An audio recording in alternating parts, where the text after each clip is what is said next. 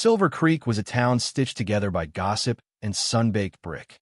The wind, a constant companion, carried secrets down Main Street, whispering through the swinging doors of the saloon and rattling the windows of the general store. Everyone knew everyone else's business, from the mayor's fondness for late-night poker to the baker's struggles with the sourdough. The town itself was a study in faded glory. Once a bustling hub for miners seeking fortune, it was now a quiet place where dreams went to sleep and the only excitement came from the occasional traveling salesman or a particularly rowdy Saturday night.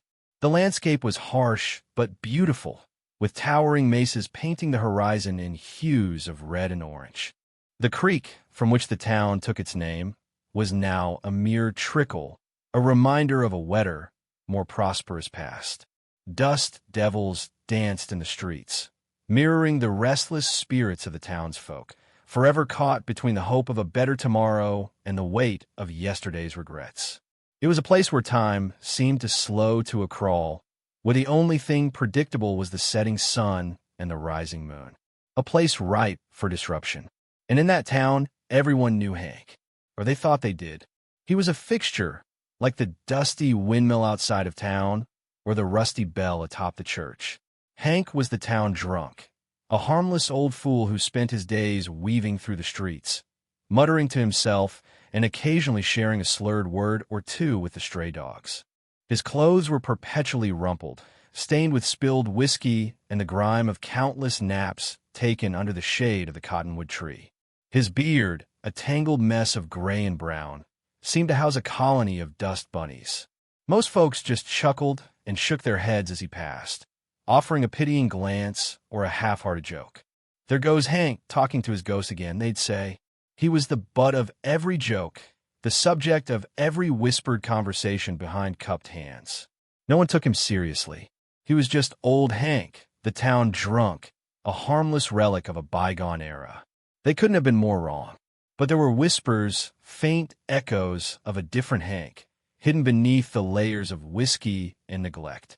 Sarah, the saloon owner, sometimes swore she saw a flicker of something sharp and knowing in his eyes, a glint that belied the drunken stupor. Old man Withers, who claimed to have known Hank back when, would occasionally mutter about a shadow in his past, a darkness he couldn't quite explain. One sweltering afternoon, a group of young cowboys, emboldened by cheap whiskey, decided to have some fun with Hank. They cornered him near the livery, mocking his ramblings and shoving him around. Suddenly, with a speed that defied his age and condition, Hank lashed out. His hand, gnarled and trembling just moments before, shot out and gripped the wrist of the ringleader with surprising strength. The cowboy yelped in pain, his face contorted in shock. The air crackled with a silent, unspoken tension. Then, just as quickly, Hank released him, the moment broken. He mumbled an apology and shuffled away, the incident dismissed as another drunken stumble. But for those who witnessed it, a seed of doubt had been planted. Perhaps there was more to Hank than met the eye.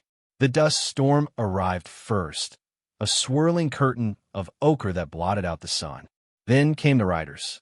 They weren't the usual cowboys passing through, looking for a hot meal and a warm bed. These men were different. They rode with a purpose, their faces grim and weathered, their eyes cold and calculating.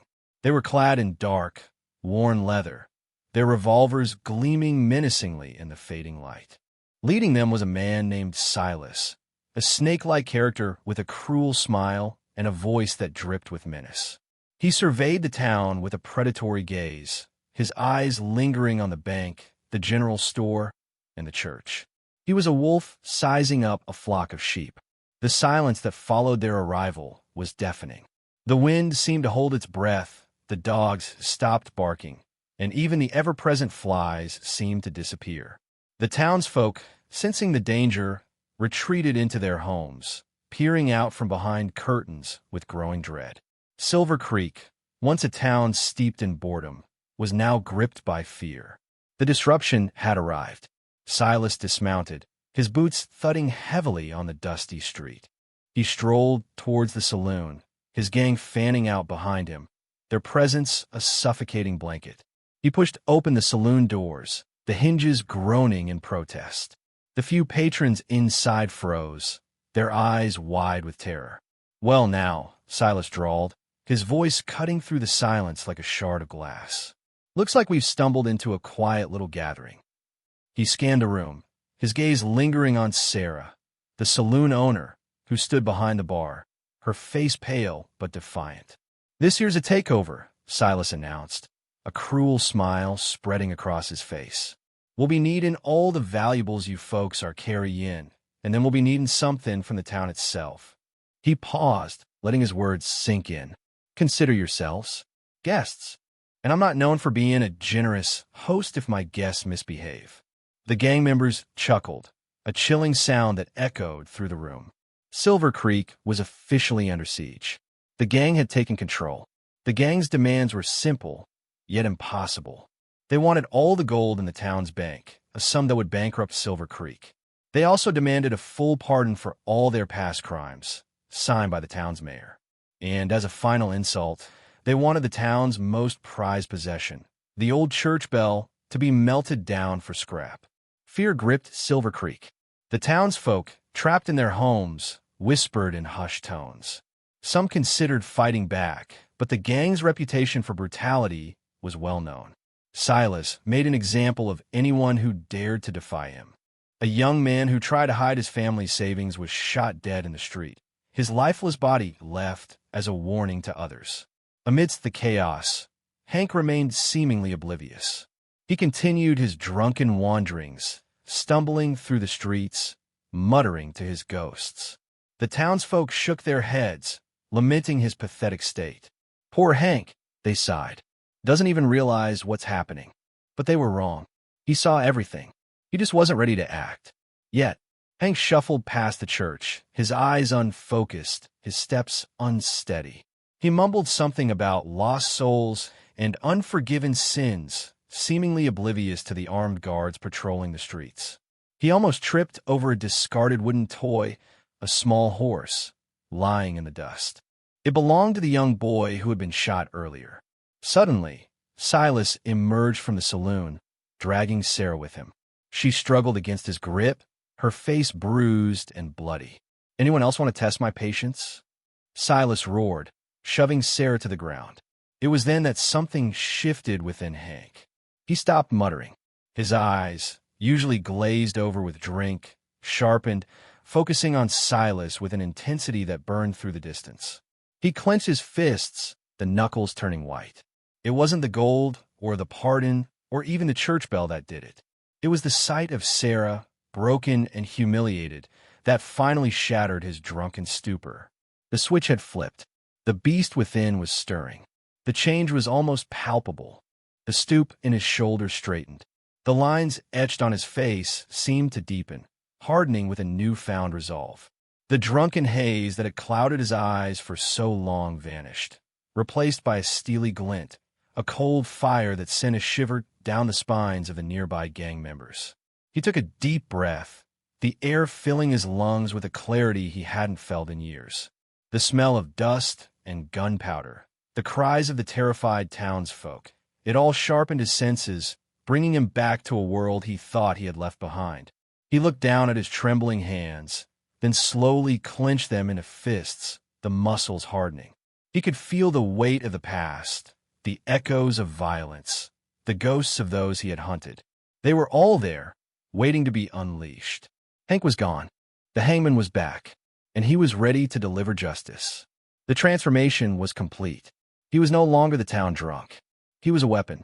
The world blurred, then snapped into sharp focus. Images flashed before his eyes. A younger Hank, lean and mean, riding a black stallion through a desolate landscape. Wanted posters plastered with his name, the hangman, a name whispered in fear and respect. Brutal shootouts, bodies falling like rag dolls, the acrid smell of gunpowder filling the air. He saw the faces of the men he had hunted, their eyes pleading for mercy, their voices begging for their lives. He saw the families he had left behind, the price he had paid for his life of violence. A montage of memories, a tapestry woven with blood and regret. He remembered the day he decided to leave it all behind, the weariness that had consumed him, the desire for peace that had driven him to seek solace in the bottom of a bottle. He had tried to bury the hangman, to drown him in whiskey and forget the darkness that lurked within. But the darkness had only been sleeping, waiting for the right moment to awaken. And now it was back. The hangman had returned. Now completely sober and focused, Hank knew he couldn't face the gang alone. He needed allies, people he could trust. He started with Sarah, approaching her cautiously in the back of the saloon. Her eyes widened as she saw the change in him, the steely determination that replaced the drunken haze. "Hank?" she whispered, her voice filled with disbelief. "Is that really you?" He nodded, his gaze intense. "I need your help, Sarah, and I need you to trust me." He then sought out Old Man Withers, the only one who seemed to suspect his true past. Withers, initially skeptical, saw the fire in Hank's eyes and knew the stories he had heard were true. He agreed to help, offering his knowledge of the town's hidden passages and secret hiding places.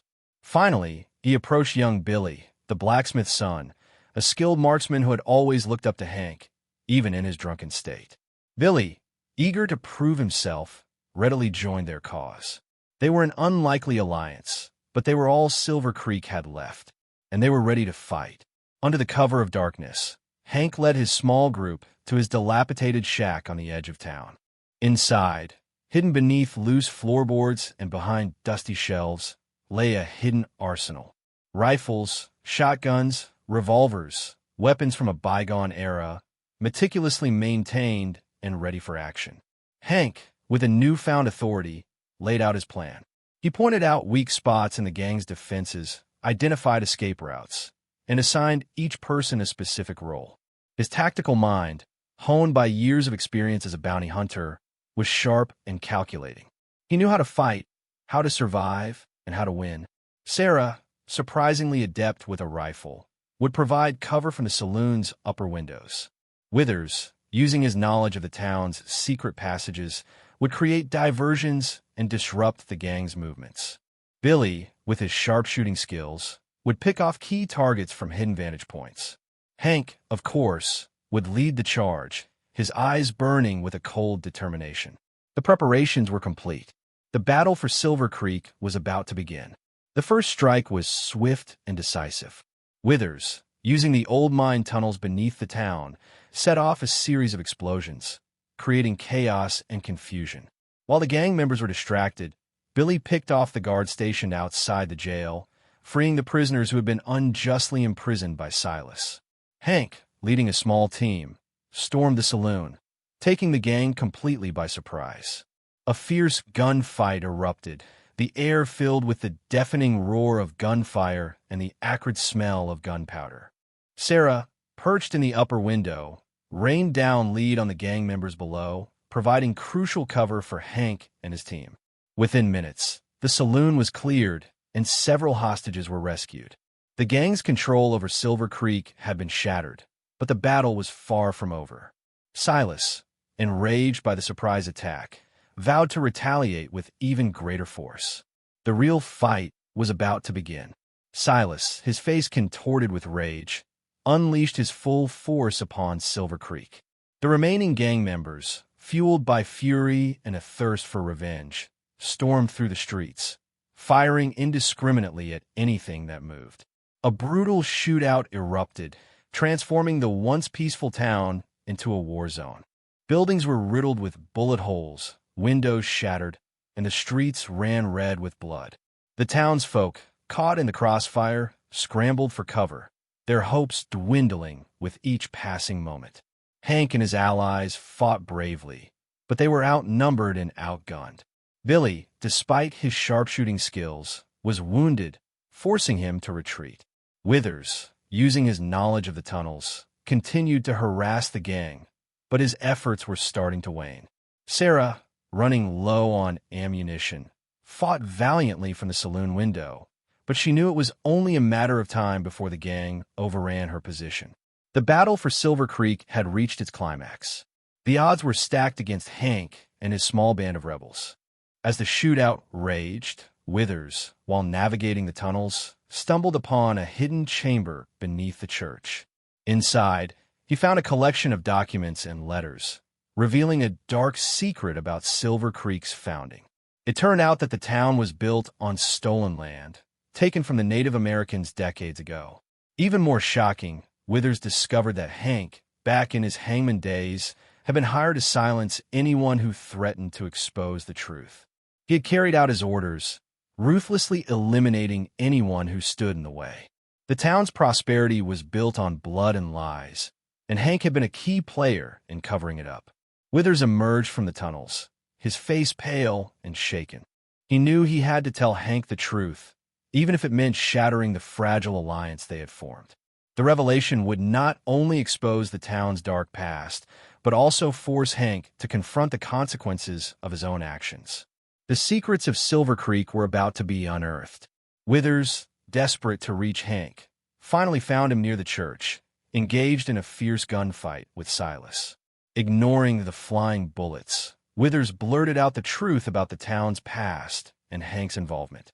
Hank stopped firing, his face a mask of shock and disbelief. Silas, seizing the opportunity, advanced on Hank, a cruel smile on his face. "So, the great hangman finally gets a taste of his own medicine," he sneered. "Turns out you're not so different from me after all." Hank, his world collapsing around him, stared at Silas, his eyes filled with a mixture of anger and self-loathing. "You're wrong," he growled. "There's a difference between us. I'm trying to make amends for my past. You're just embracing the darkness."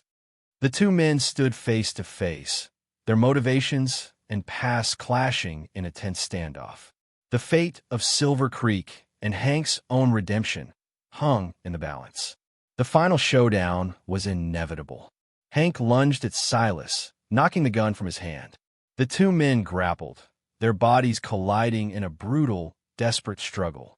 They crashed through the church doors, landing amidst the pews and religious artifacts. The fight was raw and visceral, a desperate clash of wills. Silas, younger and stronger, had the initial advantage, landing several blows that sent Hank reeling. But Hank, fueled by years of experience and a burning desire for redemption, refused to give up. He fought dirty, using every trick he had learned as a bounty hunter. He gouged, bit, and kicked, slowly wearing Silas down. The fight tested Hank's skills and resolve, pushing him to the very limit. He had to win, not just for Silver Creek, but for himself. He had to prove that he was more than just a hangman, that he was capable of change, that he was worthy of redemption. The fate of Silver Creek rested on his shoulders. With a final, desperate surge of strength, Hank managed to overpower Silas, knocking him unconscious. The remaining gang members, seeing their leader fall, scattered and fled, disappearing into the surrounding wilderness. Silver Creek was free, but the victory was bittersweet. Billy, despite Sarah's best efforts, succumbed to his wounds, his young life cut short. Withers, though alive, was severely injured, his days of exploring the tunnels likely over. The battle had been won, but at a heavy cost. The townsfolk emerged from their homes, their faces etched with a mixture of relief and grief. They had been saved, but they had also lost loved ones. The consequences of violence were stark and undeniable. The liberation of Silver Creek had come at a price. Hank, standing amidst the wreckage, felt the weight of his past and the burden of his present. He had saved the town, but he couldn't bring back the dead. He had achieved victory, but he had also suffered loss. In the days that followed, Silver Creek began to rebuild. The bullet holes were patched, the windows were replaced, and the streets were cleaned. But the town was forever changed, marked by the scars of violence and the memory of loss. The townsfolk, once quick to judge and ridicule Hank, now looked at him with a newfound respect. They had seen him transform from a drunken laughingstock into a courageous hero. They had witnessed his sacrifice and his unwavering determination to protect their town. Hank was no longer the butt of their jokes. He was Hank, the man who had saved Silver Creek. He received nods of gratitude, heartfelt thanks, and genuine smiles. He finally felt a measure of peace, a sense of belonging he had long craved. He had found a flicker of honor in the ashes of his past. He may never fully escape the shadow of the hangman, but he had finally earned a chance at redemption. He was no longer the town drunk. He was a hero. But Hank knew he couldn't stay. The secrets of the town, the ghosts of his past, and the memory of Billy's sacrifice were too much to bear. He had found a measure of peace, but he hadn't found absolution. One evening, as the sun dipped below the horizon, painting the sky in hues of orange and purple, Hank saddled up his old horse and rode out of Silver Creek. He didn't say goodbye to anyone, not even Sarah. He simply disappeared into the sunset, leaving behind the town he had saved and the life he had briefly reclaimed. Some said he was heading west, seeking a new frontier, a place where he could finally outrun his past. Others believed he was simply wandering, searching for a place to rest his weary soul. Whatever the reason, Hank was gone, leaving behind a legend and a legacy of redemption. He had found his honor, and he rode off into the sunset. He was last seen disappearing into the sunset. The end.